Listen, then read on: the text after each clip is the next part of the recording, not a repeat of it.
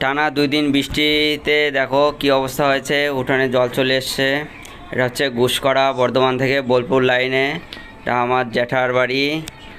তো জ্যাঠার বাড়িতে উঠানে দেখো জেঠিমা হেঁটে আসছে, জলে তলিয়ে গেছে। তো দাদার মুখে শুনে নাও বাকিটা। দেখো আমাদের ঘুষকরার বাড়িতে কত জল হয়েছে, হাঁটু জল হয়ে গেছে উঠোনে, আমাদের বাড়ির উঠোনে উঠোনে অনেক জল। দেখো তো তোমরা তো নিজের চোখেই দেখতে পেলে এবং শুনতে পেলে দাদা কি বলছে। এটা সরাসরি ঘুষকরা থেকে। ঘুষকরা স্কুল এই হচ্ছে ঘুষকরার পরিস্থিতি এখন, খুবই দুর্গত অবস্থা। জলে তলিয়ে গেছে সব জায়গায়, খুবই নির্মম পরিস্থিতি ওখানে।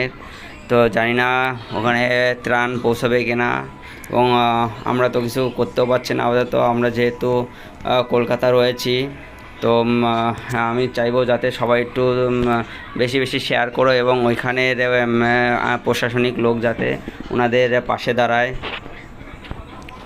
এবং ভগবানের কাছে প্রার্থনা করবো যে যাতে তাড়াতাড়ি জলটা কমে যাক, এবং সবাই আবার নিজের বাসস্থানে ফিরে আসুক। তো এই প্রার্থনা করব। ও দেখে আমার খুবই খারাপ লাগছে, কিভাবে কে কীভাবে আছে, কার কতটা ক্ষতি হলো।